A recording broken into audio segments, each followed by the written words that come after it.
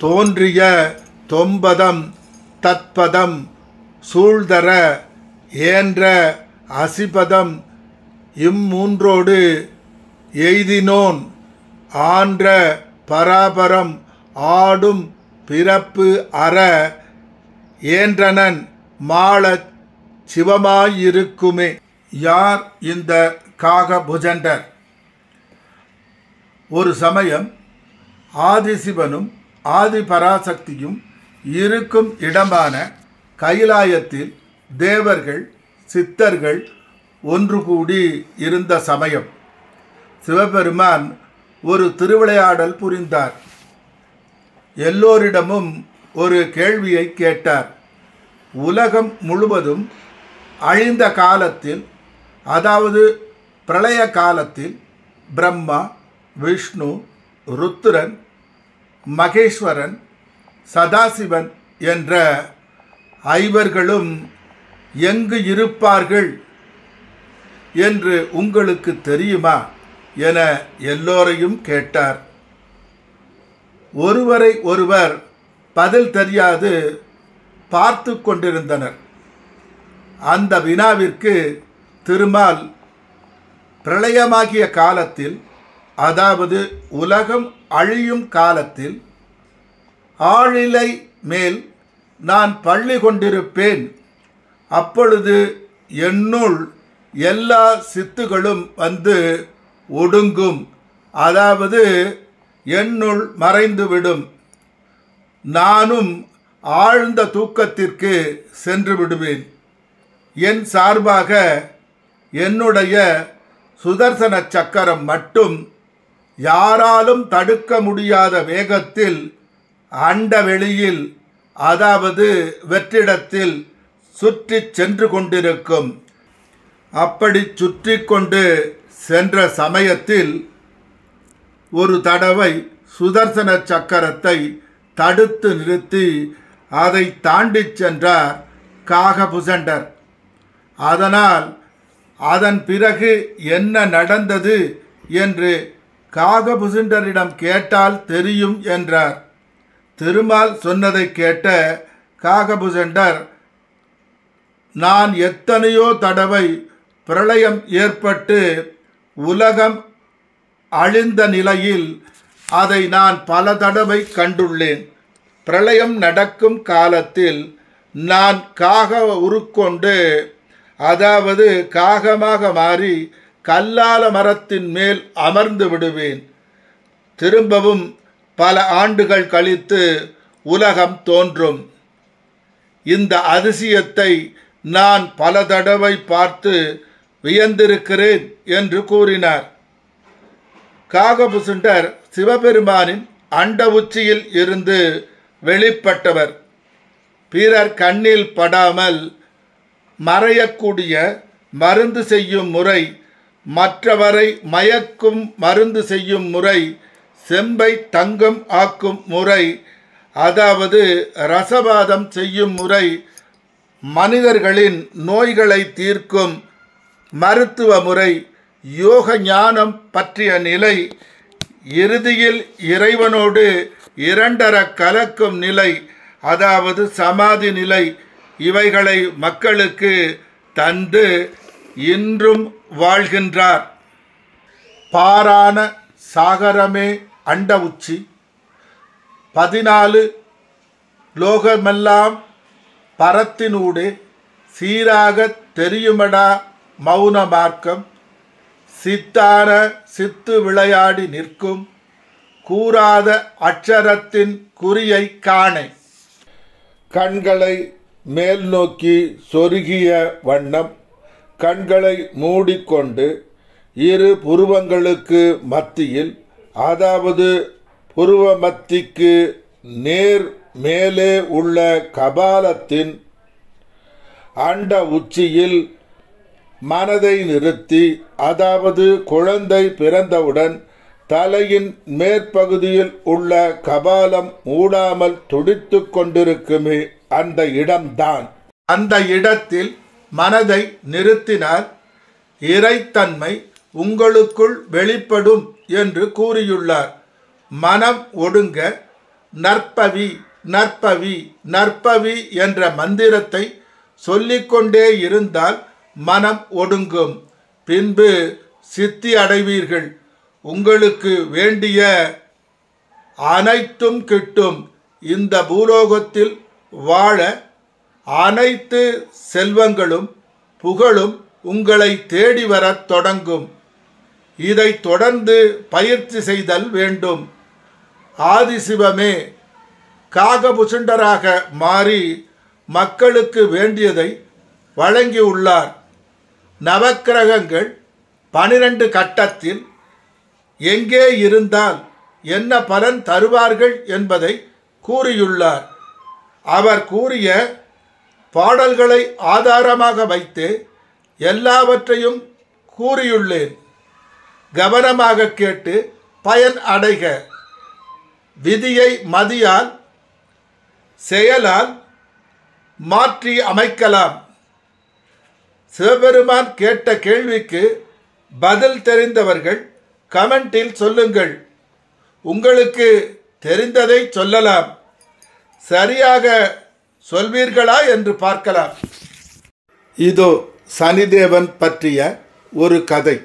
அரண்மனையில் உள்ள கண்ணபிரான் திருக்கோவிலில் சேவை செய்யும் ராமானுஜ பட்டரை 7.5 ஆண்டுகள் பிடிப்பதற்காக சனிதேவன் ஆகாய மார்க்கமாக செல்வது கண்டு பரந்தாமனாகிய கண்ணன் சனிதேவனிடம், ராமானுஜன் என் பரம பக்தன், அவனை 7.5 ஆண்டுகள் பிடிக்காதே விட்டுவிடு என்று கூற, 7.5 மாதம் பிடிக்கட்டுமா என்று சனிதேவன் கேட்க, வேண்டாம் வேண்டாம், அவன் தாங்க மாட்டான் என்று கண்ணன் கூற, 7.5 நாளாவது பிடிக்கட்டுமா என்று சனிதேவன் கேட்க, வேண்டாம் என்று கண்ணன் கூற, நான் யாரையும் பிடிக்காமல் விட முடியாது.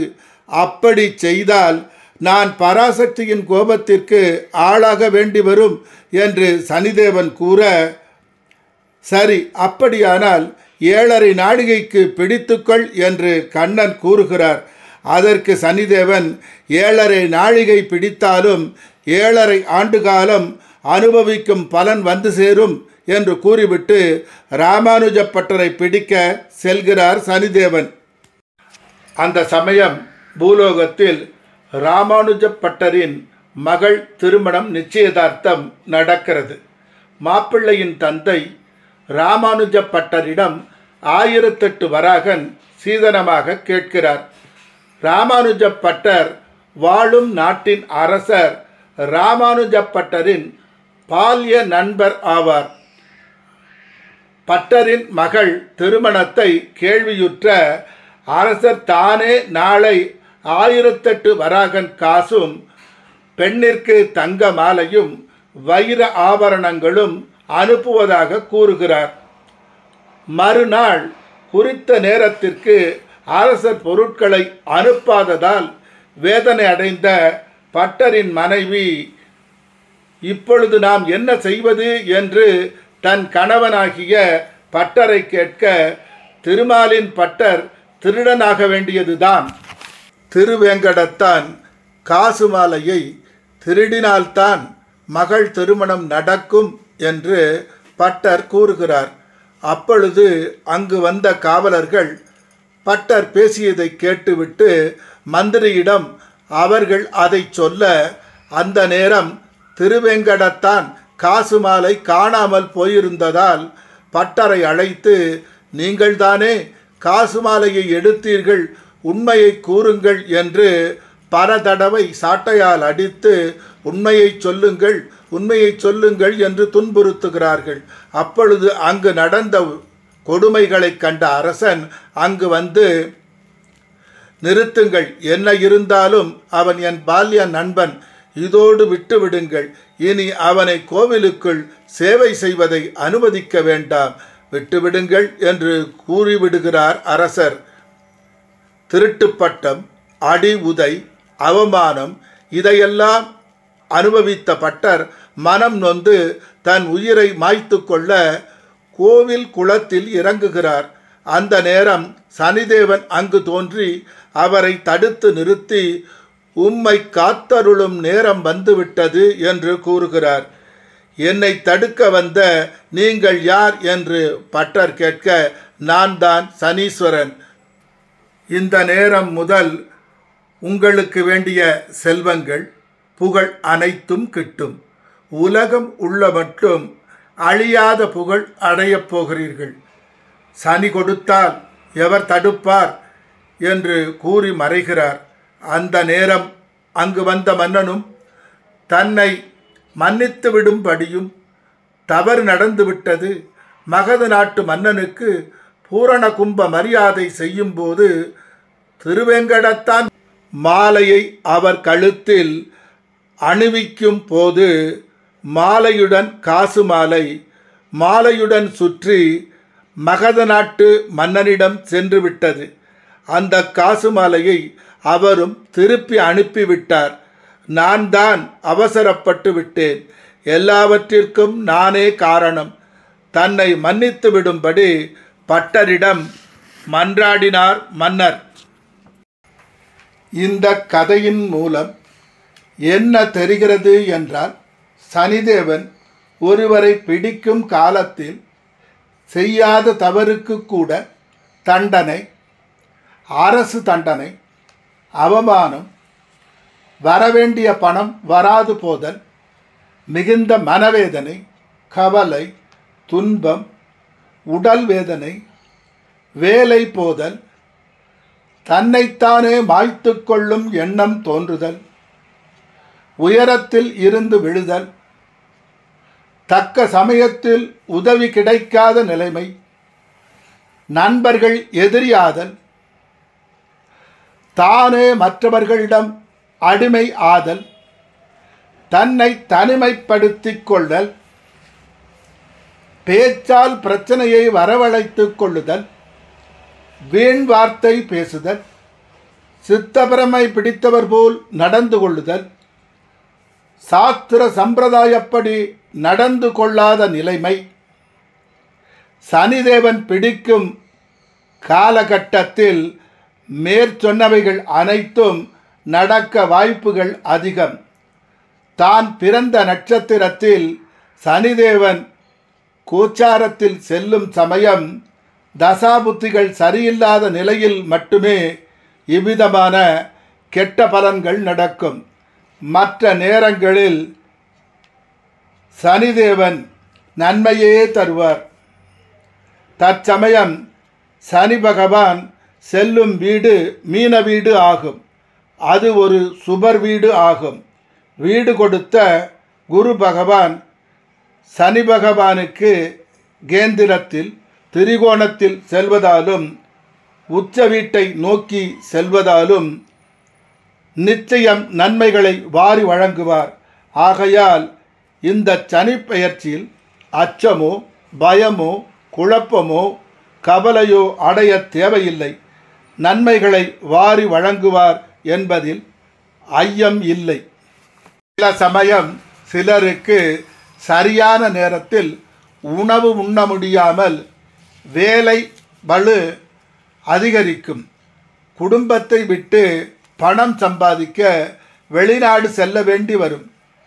வெளிநாடு செல்ல முயற்சி செய்பவர்களுக்கு இந்த நேரம் வெற்றியை தரும்.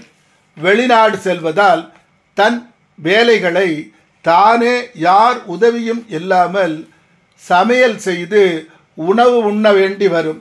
குடும்பத்தை விட்டு பிரிந்து வாழ வேண்டி வரும்.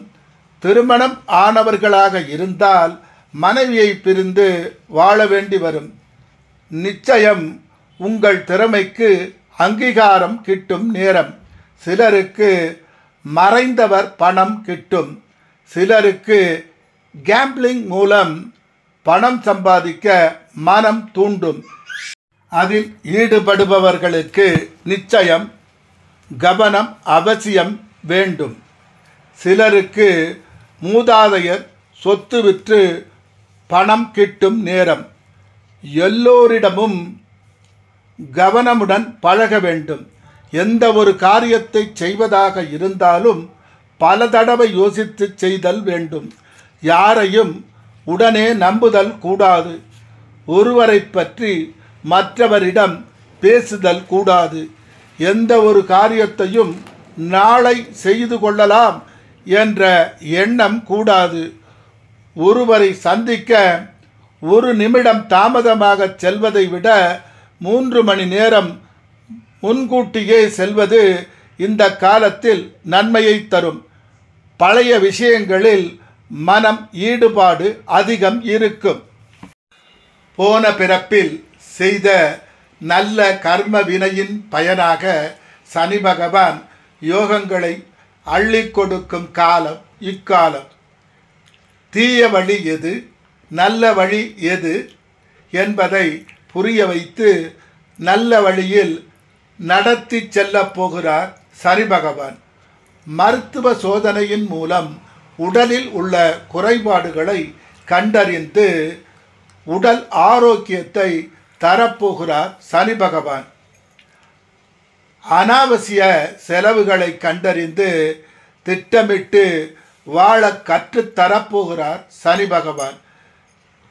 எல்லோருடனும் இனிமையாக பேசும் மந்திரத்தை கற்றுத்தரப்போகிறார். எந்த ஒரு காரியத்தையும் உடனுக்குடன் செய்து வெற்றி அடையும் வித்தையை கற்றுத்தரப்போகிறார். அரசியலில் உள்ளவர்கள் உயர் பதவியும் புகழும் அடையும் நேரம். வெளிநாட்டுக்கும் உள்நாட்டுக்கும் அடிக்கடி சென்று வரும் ஆகாய விமானங்களை இயக்கும் பைலட்டாக இருப்பவர்களுக்கு அருமையான நேரம் இது. பெட்ரோலியம் சம்பந்தப்பட்ட தொழிலில் உள்ளவர்களுக்கு செல்வாக்கு அடையும் காலம். வக்கீல் தொழிலில் உள்ளவர்கள் சிலர் நீதிபதியாக ஆகக்கூடும். அரசு கான்ட்ராக்ட் எடுப்பவர்கள் கான்ட்ராக்டுகள் கிடைத்து பெரும் பணம் சம்பாதிக்கும் நேரம். மெடிக்கல் ஷாப் நடத்துபவர்கள் பல மெடிக்கல் ஷாப்புகள் தொடங்கி லாபங்கள் அடையும் நேரம். சிறிய தொழிற்சாலைகள் வைத்து உள்ளவர்கள் பெரிய தொழிற்சாலைகளாக மாற்றி அமைக்கும் காலம். 2வது திருமணத்திற்கு காத்து இருப்பவர்களுக்கு திருமணம் நடக்கும் காலம். சொந்தமாக சிலர் ஹோட்டல்கள் தொடங்கும் காலம். பழைய வாகனங்கள் வாங்கி விற்பதில் லாபம் அடையும் காலம். விவசாயம் செய்பவர்களுக்கு வெற்றியான காலம். இன்சூரன்ஸ் ஏஜென்ட்களுக்கு முன்னேற்றமான காலம். கல்வி தேர்வுகளில் வெற்றி கிட்டும். கம்ப்யூட்டர் துறையில் உள்ளவர்கள் உயர் பதவி அடையும் நேரம். ரியல் எஸ்டேட் துறையில் உள்ளவர்கள் வளர்ச்சி காணும் நேரம்.